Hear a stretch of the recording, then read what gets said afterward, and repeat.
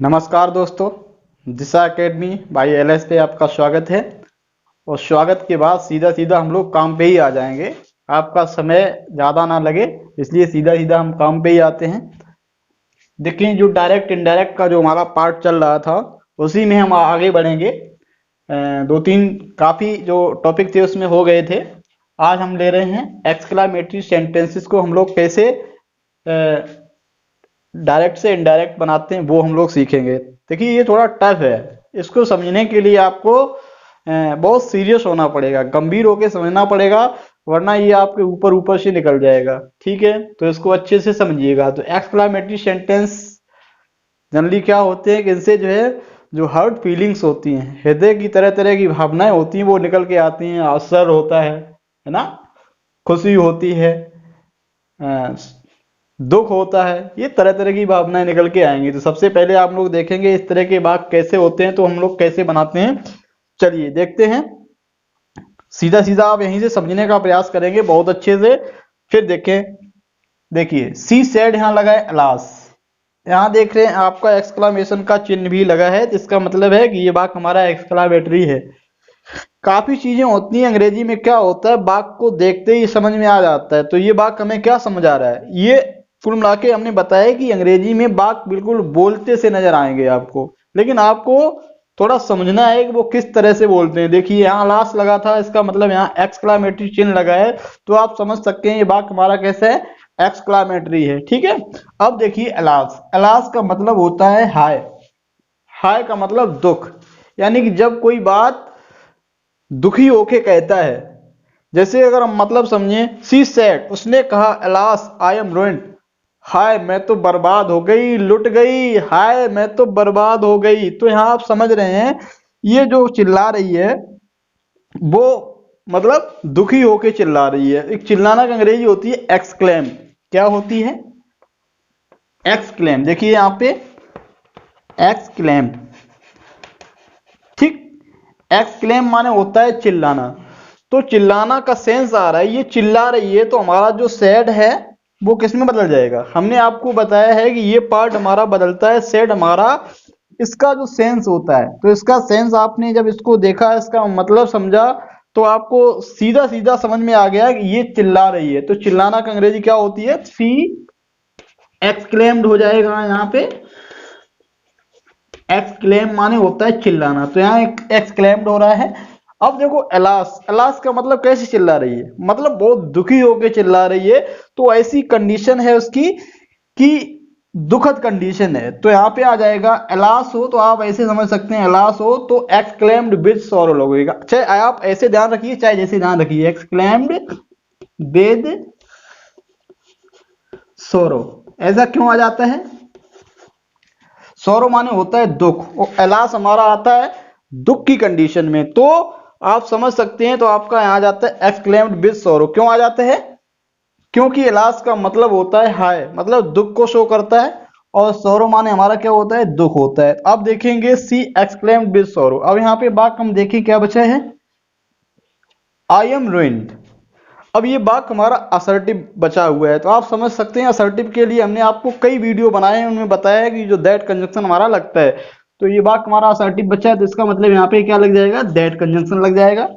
तो सी exclaimed with sorrow that, आई आपका फिर वही कंडीशन रहेगी, इसके हिसाब से बदल जाएगा। सी, आई के साथ एम लगा था, सी के साथ इज लगेगा, इज हमारा बाद में बदल जाएगा। तो यहाँ क्या हो जाएगा, वाज रूइंड हो जाएगा। तो इस तरह से ये हमारा हो गया। ठीक है, तो आप समझ सकते हैं इस वाक्य में आपने क्या सीखा है कि अगर एक्सक्लेम लगा है तो एक्सक्लेम विद सॉरो कर देते हैं, और इधर वाक्य हमारा असर्टिव है, असर्टिव होने की वजह से हम लोग क्या कर देते हैं, दैट कंजंक्शन लगा के। और प्रोनाउन और टेंस जिस तरह से चेंज हम लोग करते रहे हैं, सीख चुका है पिछले वीडियोज में, वैसा ही आप करेंगे। अगला वाक्य देखते हैं, इसमें भी आपको कुछ ना कुछ सोचने समझने को मिलेगा। देखिएगा, द प्लेयर सेड हुर्रा, क्या आ रहा है यहाँ पे, हुर्रा। यहाँ पे हमने कुछ लिखा भी है, अलास का मतलब हाय से, मतलब दुख से, दुख का मतलब सौरो, तो सौरो लगता है लास्ट वाले वाक्यों में। हुर्रा का मतलब होता है खुशी, यानी कि जॉय। तो यहाँ पे बात तो वही है, देखो आपका ये चिन्ह लगा है, क्या बता रहा है, ये चिन्ह बता रहा है एक्सक्लामेटरी है, तो कुल मिला के ये एक्सक्लेम्ड में बदल जाएगा। ठीक है, तो यहाँ क्या हो जाएगा, द प्लेयर्स एक्सक्लेम्ड। अब देखो हुर्रा का मतलब है कि प्लेयर्स चिल्लाए, इसका मतलब एक्सक्लेम्ड का मतलब प्लेयर्स चिल्लाए। अब वो कैसे चिल्लाए, हुर्रा का मतलब है बहुत खुशी से चिल्लाए, मतलब बड़े आनंद के साथ चिल्लाए। जिस तरह से कोई यहाँ पे देखे, we have won the match, हम लोग मैच जीत गए हैं। तो आप जब ऐसी कंडीशन होती है मैच कोई जीत जाता है तो क्या होता है, बहुत खुशी होती है, तो लोग खिलाड़ी बहुत चिल्लाते हैं, एक दूसरे पे गिर जाते हैं। तो उसी कंडीशन को यहाँ पे दिखाना है। तो यहाँ द प्लेयर एक्सक्लेम्ड, कैसे चिल्लाए, विद जॉय, खुशी के साथ चिल्लाए। ठीक, अब देखो यहाँ पे क्या है, ये बात हमारा असर्टिव फिर बचा है। जब असर्टिव बचा है तो अभी हमने क्या किया था, दैट लगाया था। ठीक, अब दैट के बाद देखो आई हमारा इसके हिसाब से बदलता है। अब यहाँ पे बी है, बी क्यों है, क्योंकि यहाँ पे प्लेयर्स है, बहुवचन है, इसका मतलब अगर सिंगुलर हो यहाँ पे आई होता तो यहाँ जनरली सिंगुलर होता। जब यहाँ पे प्लूरल है तो इसीलिए यहाँ पे बी है, तो बी हमारा बदल जाएगा इसके हिसाब से दे में, तो हो जाएगा दे। फिर हैव आपका हेड में, they had von the match. तो इसमें आपने क्या देखा, अगर हुर्रा आता है, क्या आपको कंसेप्ट बनानी है दिमाग में, अगर हुर्रा आता है, हुर्रा का मतलब हु हा होता है, मतलब लोग जो खुशी में चिल्लाते हैं उस आवाज को हम लोग हुर्रा बोलते हैं। तो ये क्या शो करती है, खुशी शो करती है। तो हुर्रा वाले वाक्यों को exclaimed with Joy, JOY, exclaimed with Joy में बदल देते हैं। एलास आता है तो एक्सक्लेम्ड विद सौरो में बदल देते हैं। और उसके बाद चूंकि इधर आपको ध्यान रखना है, मतलब ध्यान क्या रखना है, आप रट ही गया होगा कि जब वाक्य हमारा असर्टिव आता है तो दैट कंजंक्शन लगाते हैं। तो एक्सक्लेम्ड विद सौरो या एक्सक्लेम्ड विद जॉय में बदलने के बाद में हम लोग दैट कंजंक्शन लगाएंगे। ठीक है, अब यहां समझने के बाद हम लोग आगे बढ़ेंगे। देखिए इसमें क्या है, कांग्रेचुलेशन लगा है, क्या लगा है, ये आपको नजर आ रहा है, वाक्य में दिख रहा है। तो इसका मतलब आप समझ जाना है कि अगर वाक्य में कांग्रेचुलेशन आए तो इसका मतलब इसकी वर्ब होती है कांग्रेचुलेट। तो इस कांग्रेचुलेशन आने पर हम क्या कर देते हैं, इस सेड को कांग्रेचुलेटेड में बदल देते हैं। ऐसा क्यों कर देते हैं अभी मैं बता रहा हूं। द टीचर कांग्रेचुलेटेड,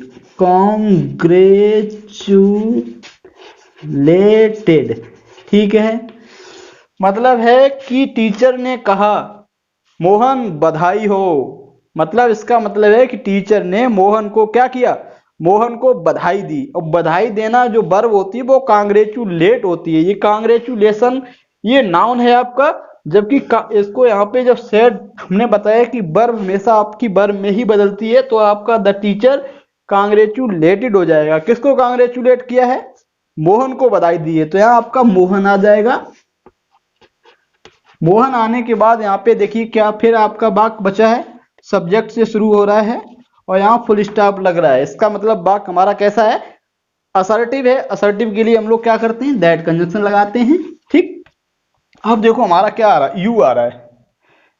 यू हमारा क्या है, यू हमारा है सेकेंड पर्सन। सेकेंड पर्सन हमने बताया ऑब्जेक्ट के अनुसार। तो कुल मिला के यू किसके हिसाब क्या किस में बदल जाएगा, मोहन के हिसाब से यू आपका ही में बदल जाएगा। तो यहाँ हो जाएगा ही हैव हैड में हो जाएगा he had topped the class. ठीक है, आपको समझ में आ गया होगा। तो इसका मतलब समझ सकते हो कि टीचर ने क्या किया है, मोहन को बधाई दी। अब देखो अगर चाहो तो अगर आप ज्यादा डीप जाना चाहो, फिलहाल में हम डीप नहीं इसमें ले चलेंगे क्योंकि इसमें काफी वाक्य हैं, वीडियो बहुत लंबा हो जाएगा। इसके लिए मैं अलग से आपको स्पेशल तरीके से, मतलब इसकी और स्पेशल कैटेगरीज क्या होती हैं, किस किस तरह से और बनाते हैं। अंग्रेजी में क्या होता है, कोई एक विकल्प नहीं होता है। अंग्रेजी में it depends on your capacity, आपकी क्षमता पे डिपेंड है, आप कितना इसके अंदर तक जा पा रहे हैं। ठीक है, तो यहाँ पे फिलहाल में वीडियो को थोड़ा शॉर्ट भी करना है, इसलिए आपको एक ही कैटेगरी यहाँ पे सीखनी है। मतलब इस वाक्य से क्या सीखा है, अगर वाक्य में कांग्रेचुलेशन आ रहा है तो इसका मतलब आपको क्या करना है, सैड को कांग्रेचुलेटेड में बदल देना है ना। इसमें देखिएगा सी सेड टू मी, उसने मुझसे कहा, थैंक यू मतलब धन्यवाद, मतलब आप पूरी तरह से समझ गए होंगे उसने क्या किया, सीधा सा मतलब है कि उसने मुझे धन्यवाद दिया। यार इतनी सीधी सी बात है, मतलब है कि आपको रटने की कोई जरूरत नहीं, ये बात बता रहा है ना, सी सेड टू मी, उसने मुझसे कहा थैंक यू, तो एक सीधा जनरली मतलब क्या हो गया, उसने मुझे धन्यवाद दिया। तो धन्यवाद देना की होती है थैंक। तो कुल मिला के अगर यहाँ पे थैंक आ रहा है या थैंकिंग यू आ रहा है, इसका कोई भी पार्ट आ रहा है, जिसका मतलब है इस सेड को हम लोग किस में बदल देंगे, थैंक्ड में बदल देंगे, थैंक्ड मी। ठीक है, अब ये आपका पूरा खत्म हो गया, क्योंकि इस थैंक के हिसाब से सेड टू को हमने थैंक कर दिया, ये थैंक खत्म हो गया। और यू हमारा किसके लिए आया है, यू हमारा इसके लिए आया है, तो यहाँ पे बस यहीं तक ये खत्म हो गया। तो इधर कोई वाक्य तो है नहीं, अगर वाक्य नहीं है तो हमें किसी कंजंक्शन की कोई जरूरत नहीं है। तो ये बात भी आपको समझ में आ गई होगी।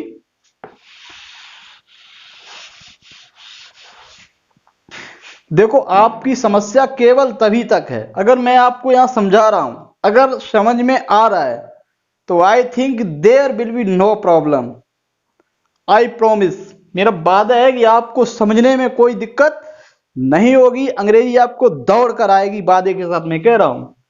लेकिन बस केवल यही है, आप हमें समझने में टाइम कितना ले रहे हैं, बस इट डिपेंड्स ऑन यू। जितनी जल्दी आप हमें समझ जाएंगे अंग्रेजी, उतनी जल्दी उससे जल्दी आपको आ जाएगी, ध्यान रखिएगा।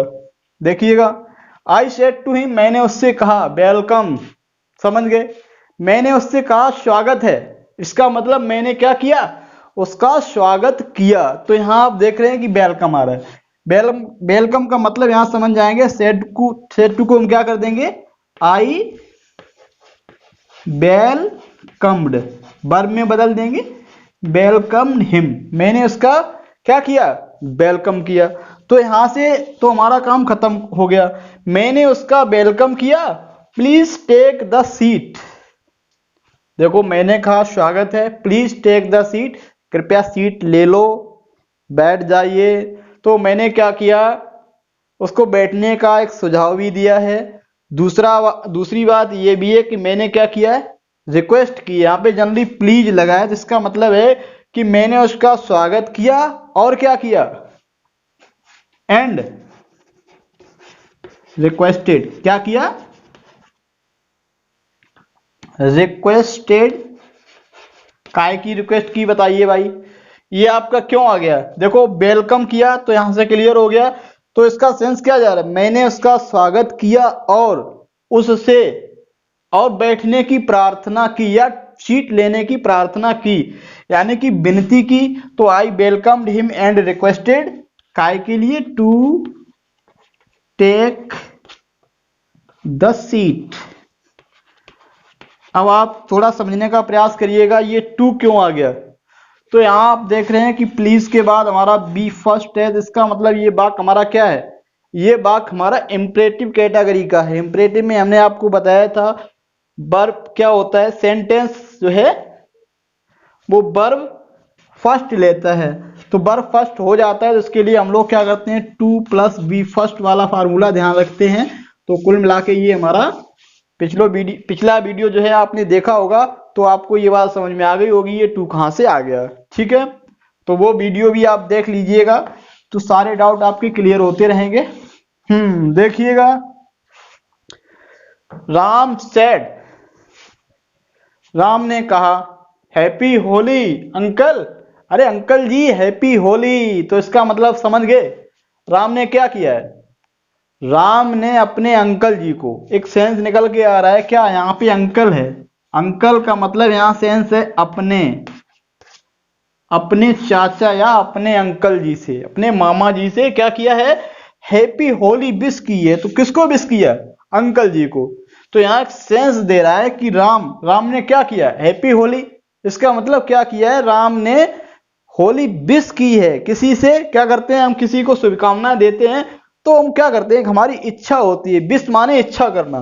तो यहां देखिए क्या होता है, विश। तो यहां अगर हो जाएगा राम विश्ड, विश्ड क्या किया, विश, किसको विश किया, विश्ड। अब देखो अपने चाचा को, क्या आ रहा है, राम के हिसाब से आपका आ रहा है हिज, अंकल, अंकल को विश किया है, क्या विश किया है, हैप्पी होली। हैप्पी आपका एडजेक्टिव है, होली आपका नाउन है, तो इसका मतलब है एक happy Holi, happy Holi wish किया है। तो यहाँ ए आर्टिकल आप लगा देंगे, क्यों लगा देंगे, क्योंकि हमने बताया किसी को जब एड्रेसिस करते हैं तो हम लोग आर्टिकल नहीं लगाते हैं, और जनरली जब उसको लिखते हैं तो हम आर्टिकल लगा देते हैं। तो यहां आ जाएगा ए हैप्पी होली। कुल मिला के बात हमने बिल्कुल बोल डाली। देखिए तो मतलब इसमें क्या होता है, अब हम हैप्पी होली का मतलब है, इसमें एक एक वाक्य नहीं सीखेंगे। अब जितने त्योहार होते हैं अगर इस तरह से लिखा जाए, happy Holi, happy Eid, happy Bakrid, good morning, good evening, तो ये सारी चीजें आपको विश में जा रही हैं। तो कुल मिला के यहाँ जो सेड आ रहा है उसको हम लोग विश्ड में बदल देंगे। तो देखो मतलब है कि अगर आप एक तरह का वाक्य सीख गए तो इसका मतलब ये होता है उस तरह के आने वाले सारे वाक्य आप सीख गए। मतलब सीधी सी बात है, अगर एक लोग को बीमारी मलेरिया हुआ है तो लारिया को अगर उसको लगेगा तो 100 लोगन गुइया या 1000 लोगन गुइया, जब आपको मलेरिया की दवा आती है तो आप मलेरिया की दवा लगा देंगे, कितने भी मरीज हों आप वही दवा देनी है। तो वही चीज है यहाँ, सेम कैटेगरी है। अगर एक कैटेगरी का वाक्य आपने एक सीख लिया है तो इसका मतलब है उस कैटेगरी के जितने वाक्य हैं सब आपको आने चाहिए 100%। आपको भाई ध्यान रखना है कि इसको भी वही बीमारी है, तो जब वही बीमारी है तो भाई आपको इलाज भी करना है, सीधी सी बात है। तो यहां देखा आपने। अब देखिए फादर सेड ब्रेवो। ब्रेवो का मतलब है क्या, ब्रेवो का मतलब है शाबाश। शाबाश आप समझ रहे हैं, और शाबाश, वाह तुमने तो गजब कर दिया यार, कमाल कर दिया, मतलब सेंस है, सीधा सा मतलब है। जब हम किसी को शाबाश बोल रहे हैं इसका मतलब उसकी हम क्या कर रहे हैं, प्रशंसा कर रहे हैं ना। तो प्रशंसा, तो इसका मतलब है जब यहाँ ब्रेवो आ जाए तो प्रशंसा करना, मतलब क्या कर रहा है, ये सब्जेक्ट जो है ऑब्जेक्ट की क्या कर रहा है, प्रशंसा करना है। तो बस सीधी सी मतलब है आपकी जो यहाँ पे प्रशंसा की अंग्रेजी लगानी है। तो प्रशंसा की अंग्रेजी एक तो अपलाउड होती है, दूसरी आप सबसे जानी मानी अंग्रेजी प्रेज। क्या हो जाएगा, प्रेज माने होता है प्रशंसा करना, आपको पहले से ही पता है। मतलब आपको रटना तो बिल्कुल नहीं है, यू हैव टू अंडरस्टैंड। आपको केवल और केवल क्या करना है, केवल समझना है हमारे साथ, कंसेप्ट को रटना बिल्कुल नहीं है। अरे ये सारे वाक्य बता रहे हैं यार, इसमें डाउट, कोई डाउट ही नहीं रहता। आप सीधा सीधा मतलब निकल गया। जब ब्रेवो का मतलब देखा आपने शाबाश होता है, इसका मतलब ये क्या कर रहा है, इसकी तारीफ कर रहा है। जब तारीफ कर रहा है तो हम लोग क्या लगा रहे हैं, प्रेज लगा रहे हैं। अब तारीफ करना की और भी अंग्रेजी होती है, आप वो लगा सकते हैं, रट्टू थोड़ी बनना है आपको, प्रेज ही लगाएंगे, अपलाउड लगा देंगे। और अगर चाहोगे तो और कुछ लगा सकते हो, जितनी आपको ज्यादा आती है वो लगा सकते हो। तो यहां हो जाएगा फादर, फादर ने क्या किया, फादर प्रेज्ड, प्रेज्ड मी। ठीक, अब देखिए इसको हम दो तरीके से बताएंगे। मेरी प्रशंसा की, ब्रेवो आपका खत्म हो गया, ये वाक्य हमारा क्या बचा, ये वाक्य बचा हमारा असर्टिव। असर्टिव बचा है तो बस आपको पता ही है असर्टिव के साथ क्या बर्ताव करते हैं हम लोग, क्या करते हैं, दैट कंजंक्शन लगा देते हैं, दैट।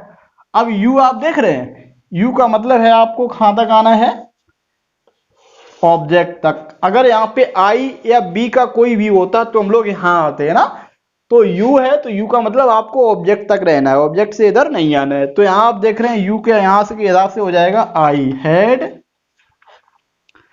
Done, done well. कुल मिला के पूरा हो गया खेल।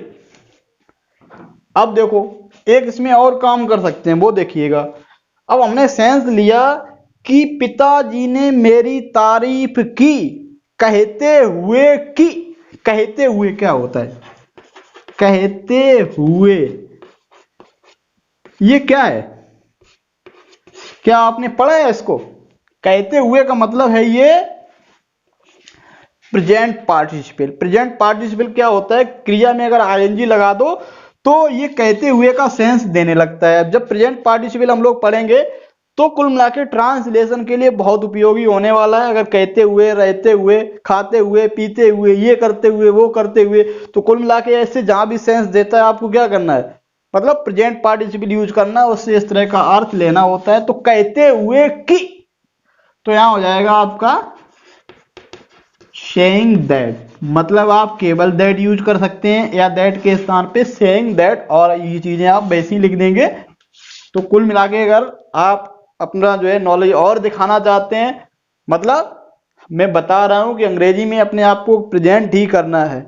आप जितना जानते हो वो आप दिखा सकते हैं, तो आपका जो मूल्यांकन होगा वो और अच्छा होगा। ठीक है, तो मतलब आपको ये देखना है कि अगर वाक्य में ब्रेवो आ रहा है तो ब्रेवो का मतलब होता है शाबाश, तो हम लोग सेड या सेड टू को जो भी होता है हम लोग प्रेज में बदल देते हैं। और उसके बाद में दैट कंजंक्शन से या ज्यादा अच्छा बनाना है तो आप सेइंग दैट से जोड़ के, और आप सिस्टम पूरा वैसे ही रखते हैं। असर्टिव वाक्य है, नाउन यस प्रोनाउन आपके कैसे चेंज होते हैं वो आप पे सीखना है। देखिएगा थोड़ा हम लोग डीप भी पहुंच रहे हैं। Uma said to me, Uma ने मुझसे कहा, वेल डन। वेल डन का मतलब समझते हो क्या होता है? वेल माने अच्छा, डन माने किया। इसका मतलब है कि तुमने अच्छा किया है। ठीक है, इसका मतलब क्या है? वेल डन, बहुत अच्छा। डन कब आता है? आपका होता है हैव डन, मतलब आप समझ रहे हैं, परफेक्ट में यूज करते हैं, है ना। तुमने बहुत अच्छा किया है, इसका मतलब तुम बहुत अच्छा कर चुके हो। चुका है, चुकी है, चुके हैं, आप समझ रहे हैं। देखो ये मैं इसलिए बता रहा हूं क्योंकि इधर जो आपका पार्ट होता है एक्सक्लामेटरी वाला, तो एक्सक्लामेटरी सेंटेंस को सबसे पहले तो असर्टिव बनाना होता है। अगर असर्टिव नहीं बना पाएंगे तो नहीं बना पाएंगे, तो इसके लिए हम ये बता रहे हैं। तो इसका आपको असर्टिव पार्ट भी लिखना पड़ेगा। वेल डन का मतलब है कि यू हैव डन वेल। ठीक है, तो कुल मिला के इस पार्ट का क्या मतलब है? वेल डन को जब असर्टिव बनाएंगे तो यहां मतलब निकल आएगा यू हैव डन वेल। ठीक है, तो उसको जानना है, तुमने बहुत अच्छा किया। अगर इसका भी ट्रांसलेशन करेंगे तो ये निकल के आएगा। अब देखिएगा, Uma said to me, Uma ने कहा, यू हैव डन वेल, तुमने बहुत अच्छा किया। इसका मतलब उमा ने क्या किया है? मेरी प्रशंसा की है। समझ गए आप? तो हो जाएगा उमा प्रेज्ड मी, प्रशंसा की। तो की का सेंस हम लोग दैट से लगा ही लेते हैं। चाहे आप ऐसे समझें कि यहाँ पे वाक्य हमारा असर्टिव बनाएंगे तो ये मतलब निकल रहा है, तो ये मतलब जब असर्टिव है तो हम लोग दैट कंजंक्शन लगाएंगे, या तो आप सीधा एक अर्थ निकलता है हिंदी में की, तो की अंग्रेजी दैट होती है। की अंग्रेजी अगर आप दैट सीखें तो ज्यादा अच्छा होगा, क्योंकि जब आप ट्रांसलेशन पढ़ेंगे और चीजें पढ़ेंगे, कंजंक्शन का यूज पढ़ेंगे, तो वहां पे की का मतलब आपको दैट लगाना है? जब वाक्य हम लोग पढ़ते हैं सिंपल कॉम्प्लेक्स कंपाउंड बनाना, जब कॉम्प्लेक्स बनाएंगे तो ये चीजें तो आप अभी से सीखते जाइएगा। ठीक है, तो उमा प्रेज मी, उमा ने मेरी प्रशंसा की क्या प्रशंसा की तुमने बहुत अच्छा किया है। इसका मतलब यू जब यहां आएगा तो क्या हो जाएगा? I had done well.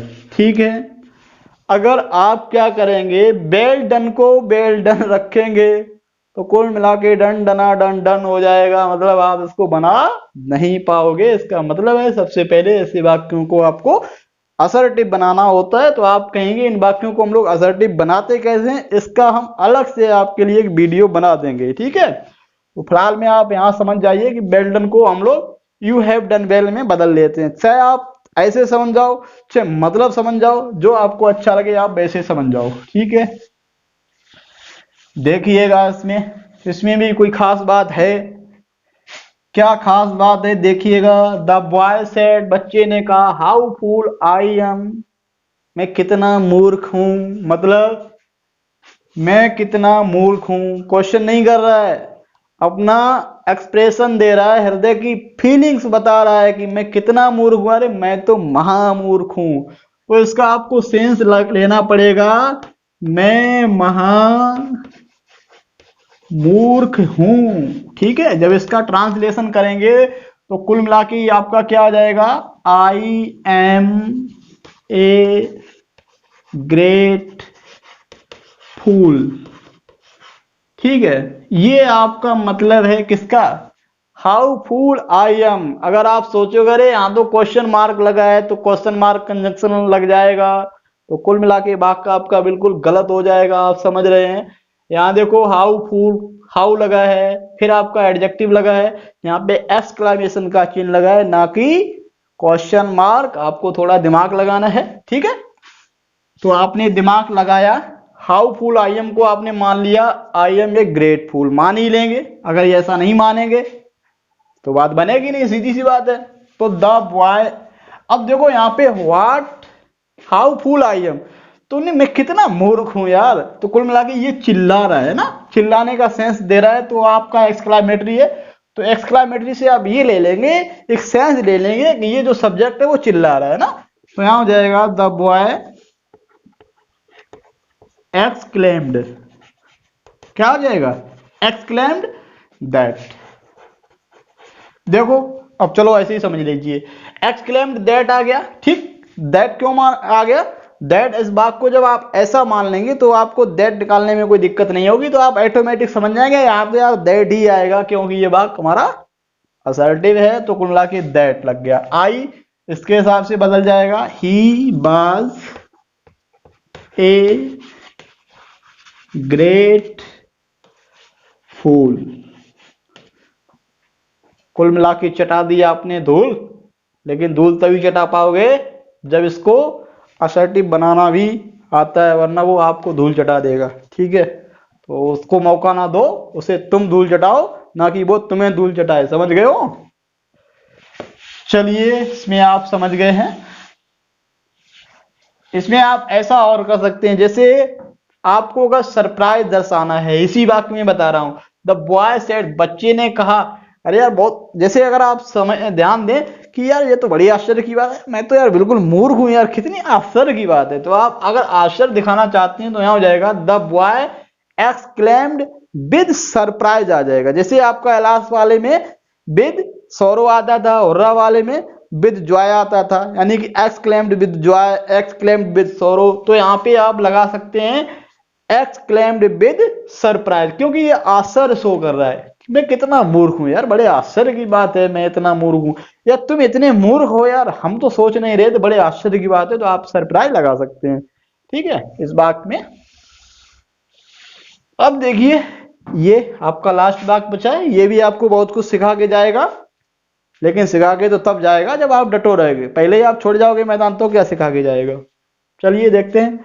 They said, उन्होंने कहा, व्हाट इज सीन, क्या दृश्य है, क्या दृश्य है, मतलब आप समझ गए क्या दृश्य है, क्या सीन है, इसका मतलब बहुत ब्यूटीफुल सीन है, हम ये कहना चाह रहे हैं। अब देखो अगर इस वाक्य का मतलब ही नहीं समझ पाओगे तो आप इस वाक्य को कभी भी पैसे वो इनडायरेक्ट नहीं बना पाओगे। तो इसका सबसे पहले तो मतलब समझना है। व्हाट इज सीन, इसका मतलब यह बहुत सुंदर दृश्य है, ठीक है। तो जब इसका आप ट्रांसलेशन करेंगे तो क्या हो जाएगा, it is very beautiful scene, it is very beautiful scene. तो आप इसका पहले सबसे पहले क्या करेंगे, मतलब निकाल लेंगे, तभी इसको बना पाएंगे, वरना ये ऊपर ऊपर से निकल जाएगा, ठीक है। तो ऐसा नहीं करना है। अब यहां से केवल ये देखना है कि यार क्या दृश्य है, तो मतलब यहाँ पे ये सेंस है कि वो वे चिल्लाए, बड़े आश्चर्य के साथ चिल्लाए। तो आश्चर्य के साथ चिल्लाए आप समझ रहे हैं। तो आश्चर्य की मतलब सरप्राइज होती है, तो यहां आप क्या लिख सकते हैं, दे एक्सक्लेम्ड विद सरप्राइज, ठीक है। तो यहां आपका सरप्राइज आ जाएगा, दे एक्सक्लेम्ड विद सरप्राइज। अब आप जब इसको यहाँ पे बाक हमारा असर्टिव हो गया तो आप दैट लगा देंगे, ठीक। और आप इट इज, इट इसको आप इट वाज कर देंगे, it was very beautiful scene,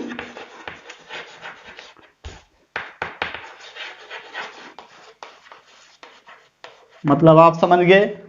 अगर ये वाक्य आप समझ गए हैं तो बहुत अच्छी बात है। एक वाक्य और था, लेकिन चूंकि अभी एक वीडियो और लाना है इसी पे, एक्सक्लामेटरी सेंटेंसेस पे, अभी आपके ऑप्टेटिव सेंटेंसेस भी बाकी हैं, तो इसलिए हम क्या कर रहे हैं, इस वीडियो को मैं यहीं पे रोक रहा हूं। अगले वीडियो का आपको इंतजार करना है, तभी आप पूरी कंसेप्ट सीख पाएंगे। तो कुल मिला के आप हमें समझने का प्रयास करिएगा, और मैं दावे के साथ कहता हूं अगर आप हमें समझ जाओगे तो ढूंढोगे कि कहाँ है गणेश सर, उनका चैनल कौन सा है, हमें सब्सक्राइब करना है। चलिए अगले वीडियो में हम लोग फिर मिलेंगे।